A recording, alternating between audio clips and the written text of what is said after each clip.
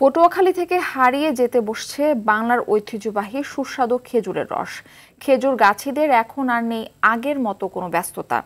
গাছের সংকট, অবহেলা, রক্ষণাবেক্ষণের অভাব ও নগরায়নের প্রতিযোগিতায় ক্রমেই এখানে হারিয়ে যাচ্ছে খেজুর গাছ। এমন অবস্থাতেও পটুয়াখালীর উপকূলের বেশ কিছু এলাকায় গাছ থেকে রস সংগ্রহ করে রসের তৈরি গুড় ও বাজারে বিক্রি করা হচ্ছে। পটুয়াখালী থেকে মুফতি সালাউদ্দিনের তথ্যছবিতে বিস্তারিত জানাচ্ছেন ইমরুল কায়েস। খেজুর গাছ, খেজুর গাছের রস ও সেই রসের গুড়, বাংলা সংস্কৃতির কত যে রং এতে মিশে আছে তার ইয়াত্তা নেই। শীতের ভোরে গাছেরা কাস্তে ও হাড়ি নিয়ে ছুটে যায় রাতের খেজুর গাছের রসের হাড়ি নামাতে। এই চিত্র যেন অনেকেরই মধুর স্মৃতি, কিন্তু কালের বিবর্তনে এই চিত্র পাল্টেছে। নগরায়নের ফলে শহরে যেমন খেজুর গাছের সংখ্যা কমেছে, ঠিক তেমনি খাঁটি খেজুরের রসের গুড়ের উৎপাদনও কমেছে।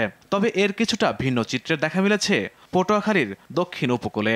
এখানকার রাস্তার পাশে এখনো দেখা মেলে খেজুর গাছ, সেই সব গাছে ঝুলছে রসের হাড়ি। তবে জেলার গাছিদের রয়েছে নানা অভিযোগ। পরিচর্যা করা হয় না, শুধু ওর থেকে রস আহরণ করে, বছর শেষে রস আহরণ করার পর চলে যায়, যেরকম মন চায় সেরকম থাকে। চাহিদা আল্লাহ ভালো চাহিদা আছে, কিন্তু যে রকমের দরকার ওই রকমের রস হয় না।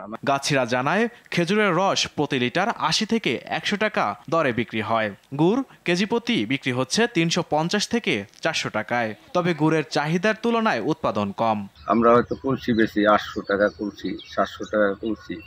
আর খেজুরি গুড় এলাকা যারা আছে আত্মীয় স্বজন তারা নেবেন হয়তো 350 টাকা কেজি দেয়। রসটা জাল দিয়ে লাল হয়, প্রথম তাহলে হয়, পরে মনে করেন মিঠে জাল দিতে দিতে মানে ঘন হয়ে যায়। ঢাকার জেলায়, আমতলীর জেলায়, গলাচিপের জেলায়, পটুয়াখালীর জেলায়, আমখালা, বাদুরা, আউলিপুর সবাই বিক্রি করে। খেজুর গাছ ও গাছের রস বৃদ্ধিতে চাষিদের সহযোগিতার আশ্বাস প্রশাসনের। স্থানীয় গুড়ের চাহিদা আছে এবং যদি খেজুর গাছ বাড়ানো যায় তাহলে স্থানীয় বাজারে চাহিদা বাড়বে এবং মানুষের এই রসের প্রতি একটি আগ্রহ রয়েছে এবং অনেকের জীবিকা নির্বাহ হবে।